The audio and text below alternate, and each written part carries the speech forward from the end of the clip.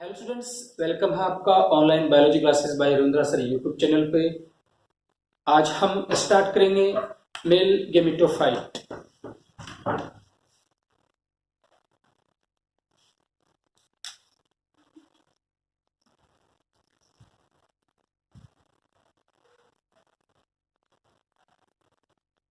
Mail gametophyte, today we will discuss about male gametophyte. Male gametophyte यदि हम इसको define करें, germinated pollen grain is called male gametophyte.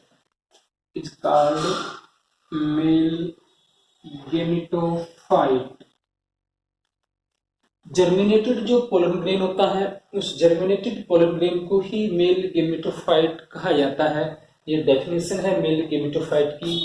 और ये देखिए, ये जो मेल गेमेटोफाइट है, यहाँ पे ये जो पोलन ग्रेन या फिर हम इसको माइक्रोस्पोर भी कह सकते हैं, माइक्रोस्पोर,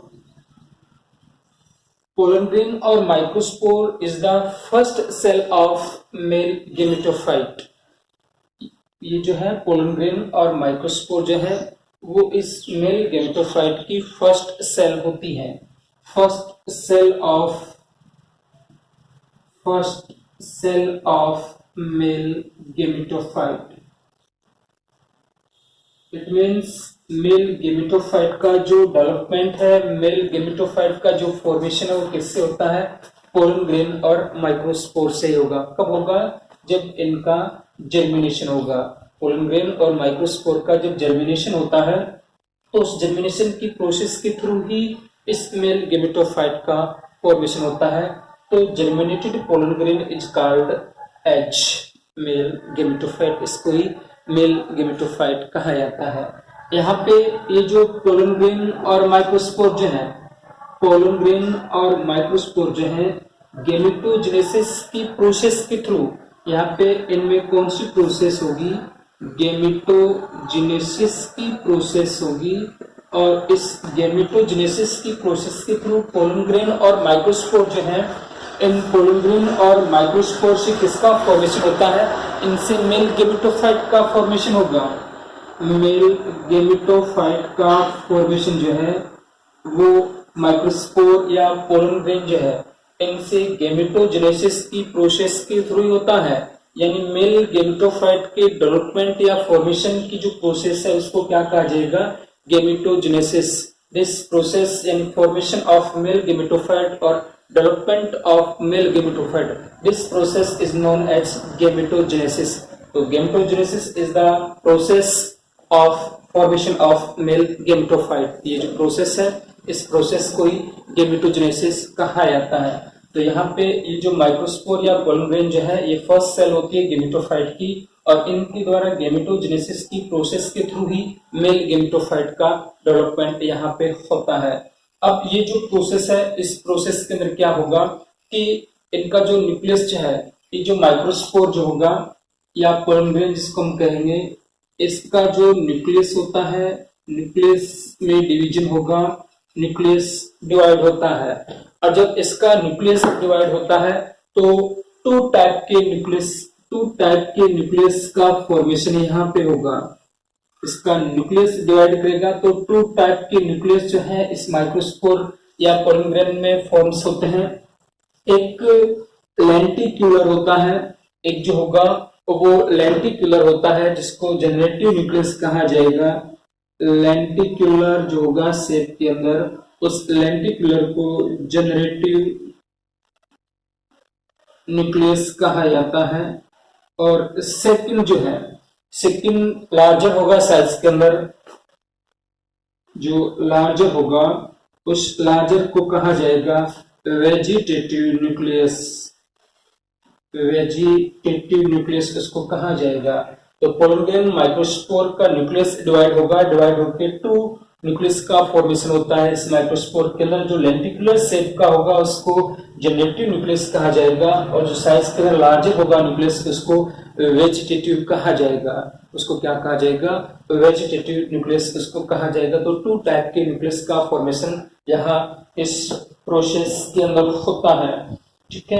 और ये जो जनरेटिव न्यूक्लियस जो होता है, इस जनरेटिव न्यूक्लियस के अंदर मेल गेमीट का फॉर्मेशन होता है, formation of male gamete.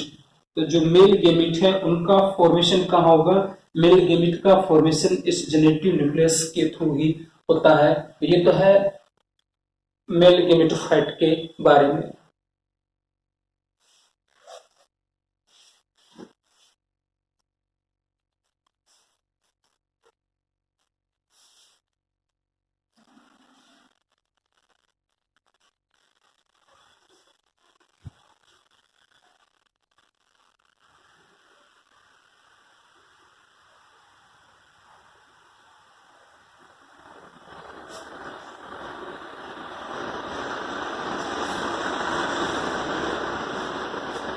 Next है structure of pollen grain. Pollen grain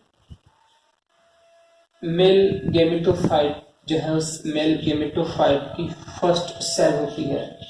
first cell of male gametophyte pollen grain को कहा जाएगा या माइक्रोस्पोर को कहा जाएगा कि जो माइक्रोस्पोर या पोलन ग्रेन जो है वो मेल गेमेटोफाइट की फर्स्ट सेल होती है।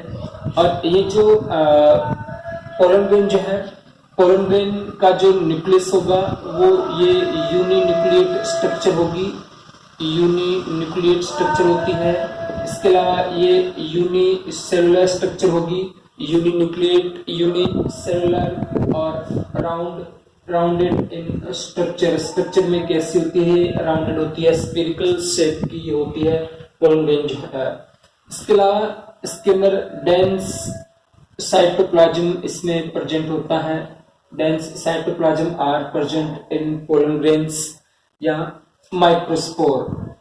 इसके अलावा ये जो माइक्रोस्पोर या पोलन ग्रेन जो है ये double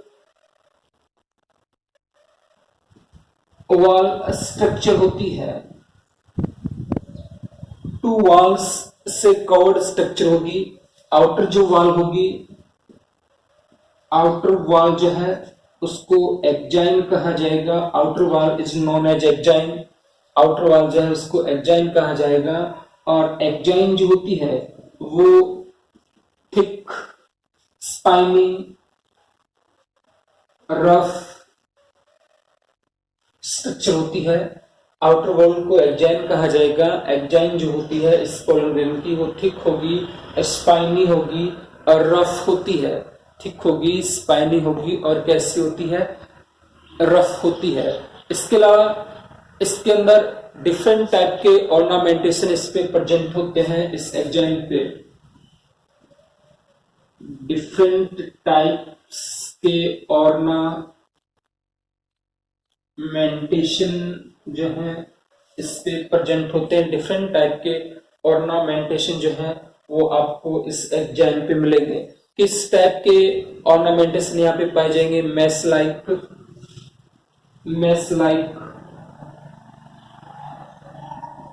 thorny, mace like, thorny like या स्ट्रिप्ट, या फिर कैसे कह सकते हैं स्ट्रिप्ट ऑर्नामेंटेशन जो है वो इस एक्जाइन पे प्रेजेंट होते हैं। यहाँ पे ये जो एक्जाइन जो आउटर वॉल जो इसको एक्जाइन हम कहेंगे, एक यहाँ पे एक स्पेसिफिक कंपोनेंट का यहाँ पे डिपोजिशन होता है और उसको कहा जाएगा स्पोरोपोलेनिन। स्पोरोपोलेनिन ये एक स्पेसिफिक टाइप का कंपोजिशन होता है जिसका डिपोजिशन जो है वो इस एक्जाइन पे होता है। इस स्पोरोपोलेनिन की प्रेजेंस में ही, इस स्पोरोपोलेनिन की प्रेजेंस से ही ये जो एक्जाइन या फिर हम कह सकते हैं ये जो पोलन ग्रेन होता है ये लॉन्ग लाइफ होता है। लॉन्ग लाइफ यानी लंबे टाइम तक ये सर्वाइव करता है एनवायरनमेंट के अंदर। क्यों करेगा? क्योंकि स्पोरोपोलन जो है इसका फिजिकली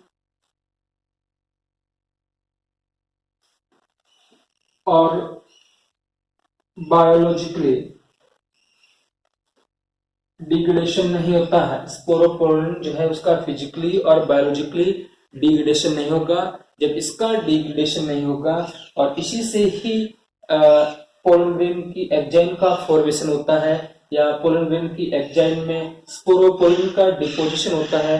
जब स्पोरोपोलिन का फिजिकली बायोलॉजिकली डिग्रेडेशन नहीं होगा तो फिर ये जो एंजाइम जो है या फिर ये जो पोलन ग्रेन है इसका भी इजीली से इसका डिग्रेडेशन नहीं होगा। ये भी लॉन्ग टाइम तक सरवाइव करती हैं, ठीक है ना। इसका भी लॉन्ग टाइम तक डिग्रेडेशन नहीं होता है।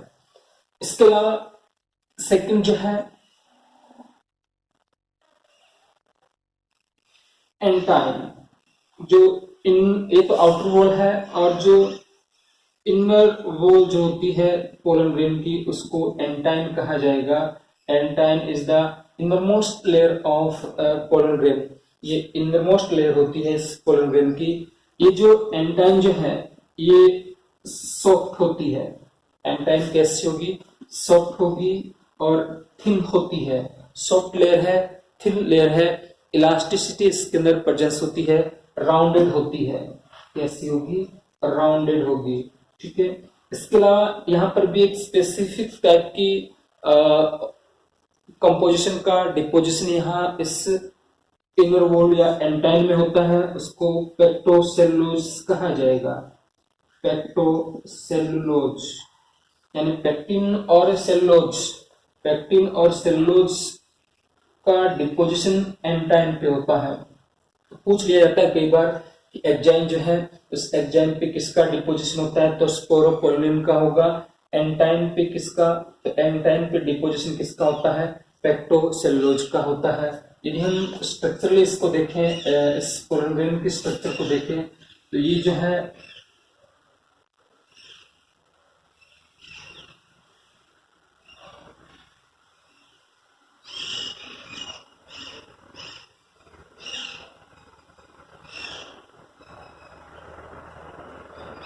ये इसकी स्ट्रक्चर है पोलन ग्रेन की स्ट्रक्चर के बारे में। ये इसका न्यूक्लियस हो गया।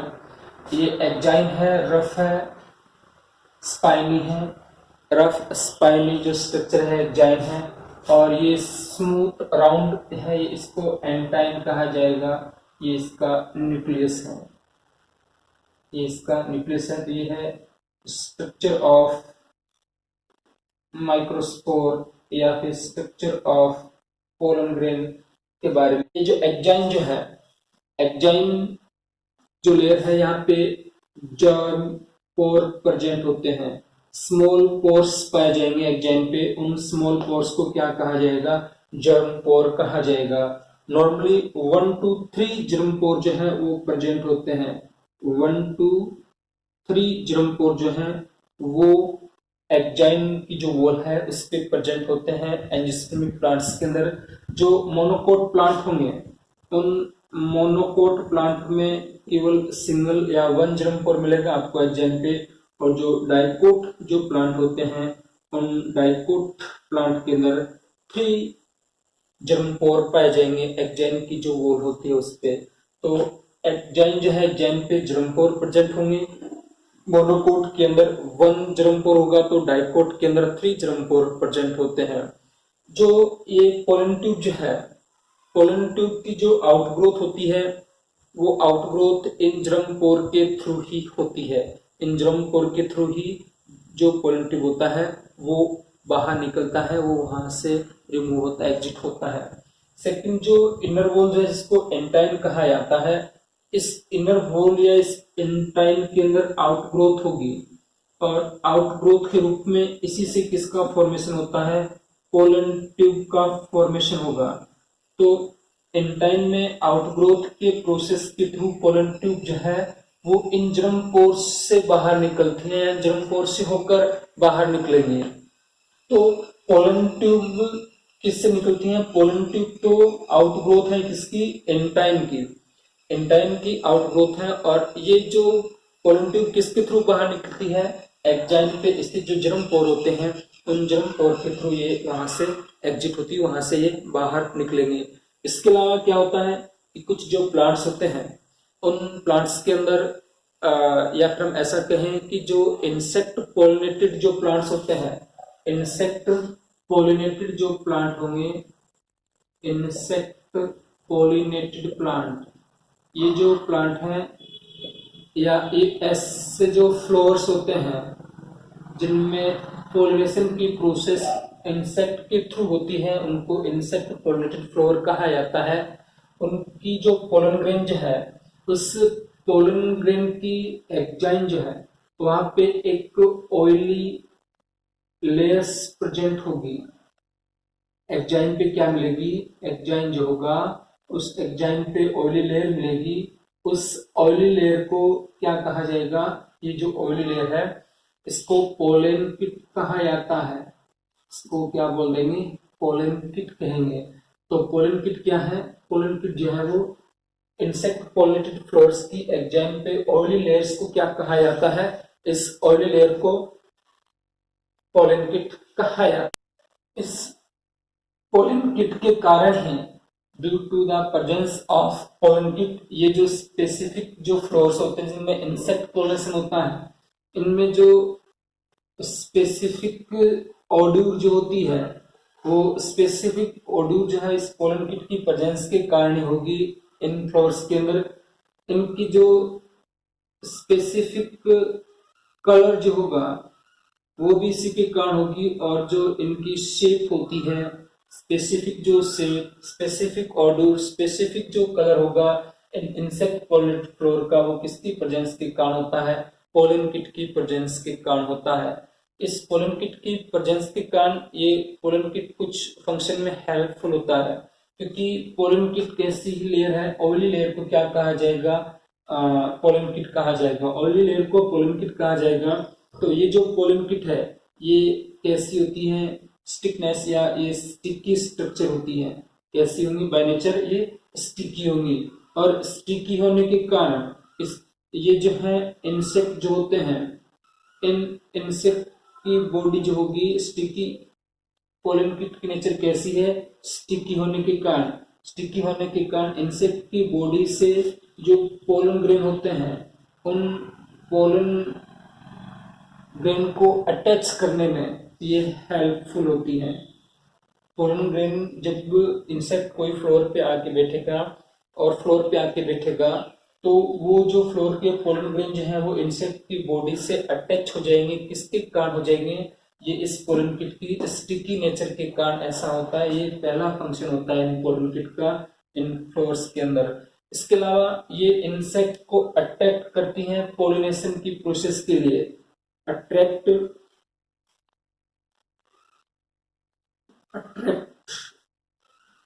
The insect for pollination, for pollination की प्रोसेस के लिए इंसेक्ट को अट्रैक्ट करेंगी। और ये जो पोलन ग्रेन है इनको यूवी रेज जो है, अल्ट्रा वायलेट रेज से प्रोटेक्ट का कार्य जो है, इसकी प्रोटेक्शन का यूवी रेज से जो है वो भी इन पोलन किट के द्वारा किया जाएगा। तो ये फंक्शन है। स्टिकी नेचर होने के कारण इजिली से पोलन ग्रेन इंसेक्ट की बॉडी से अटैच हो जाएंगे इस टेपिटम के कारण। सेकंड जो है टेपिटम की इस पोलन किट की प्रेजेंस के कारण जो है इंसेक्ट फ्लोर की ओर अट्रैक्ट होता है। थर्ड जो है पोलन ग्रेन को यूवी रेडिएशन से प्रोटेक्ट का काम भी इस पोलन किट के द्वारा किया जाता है। तो ये स्पेसिफिक फंक्शन है पोलन किट के, यूवी रेडिएशन से पोलन ग्रेन की प्रोडक्शन का काम करना, फ्लोर को पोलिनेशन की प्रोसेस के लिए अट्रैक्ट करना, और इंसेक्ट की बॉडी के साथ जो है वो पोलन ग्रेन को अटैच करवाने का जो कार्य है वो इसके द्वारा किया जाता है, कैपिटल पोलन किट के द्वारा किया जाएगा। इसके अलावा ये जो एग्जाइन जो है, एग्जाइन में यहाँ पे ये जो ग्रूव्स है, इन ग्रूव्स पे स्पेसिफिक प्रोटीन फिल होते हैं। यहाँ पे स्पेसिफिक प्रोटीन यहाँ पे फिल होता है, और जब भी ये जो प्रोटीन है एनवायरनमेंट के कांटेक्ट में आता है, वेट एनवायरनमेंट के कांटेक्ट में आता है, एनवायरमेंटल मॉइस्चर के कांटेक्ट में जब ये प्रोटीन आता है तो ये यहाँ से रिलीज होता है, यहाँ से एग्जाइन से रिलीज होकर एनवायरनमेंट में फैलेगा, और ह्यूमंस के अंदर फीवर या फिर जो है pollen allergy like disease create करने का काम जो है वो इसके द्वारा किया जाएगा। स्पेसिफिक प्रोटीन जो एग्जाइम की ग्रूव के अंदर जो फिल होगा, वो जब मॉइस्ट एनवायरनमेंट के कांटेक्ट में आएगा तो वह एनवायरनमेंट में स्प्रेड होगा ये प्रोटीन, और स्प्रेड होगा तो उस कंडीशन के अंदर ह्यूमन बीइंग जो होते हैं उनमें फीवर या फिर जो है पोलन एलर्जी जैसी डिजीज वहाँ हो जाएंगी। तो ये डिजीज के बारे में है। इसके अलावा कुछ स्पेसिफिक जो प्रोटीन्स होते हैं वो रेस्पॉन्सिबल होते हैं पोलन पिस्टल इंट्रैक्शन के लिए। इसी के लिए पोलन पिस्टल इंट्रैक्शन जो होती है, वो जो पोलन पिस्टल इंट्रैक्शन जो है उसके लिए प्रोटीन सब्सटेंस रेस्पॉन्सिबल होते हैं। जैसे ही एंथर का मैचुरेशन होता है, उसका डाइसेंस होगा, पोलन ग्रेन वहां से रिमूव होंगे, एग्जिट होने के बाद वो स्टिग्मा पे जाके गिरते हैं। किस पे जाके गिरेंगे? स्टिग्मा पे जाके गिरेंगे, और वहां पे उसका जर्मिनेशन होता है। तो जर्मिनेशन कब होगा? जब पोलन पिस्टल इंट्रैक्शन होगी, अदरवाइज जर्मिनेशन नहीं होगा। जर्मिनेशन का मतलब पोलन ट्यूब का फॉर्मेशन, और पोलन ट्यूब कब बनेगी? जब पोलन पिस्टल इंट्रैक्शन होगी। यानी वो जो पोलन ग्रेन जो है वो शेल्फ यानी अपनी ही स्पीशीज के स्टिग्मा को क्या करेगा? आइडेंटिफाई करेगा, और आइडेंटिफाई होने के बाद ही उसका वहां पे जर्मिनेशन होगा, अदरवाइज नहीं होता है। अदरवाइज उसका जर्मिनेशन वहां। थैंक्स, आज के लिए इतना ही।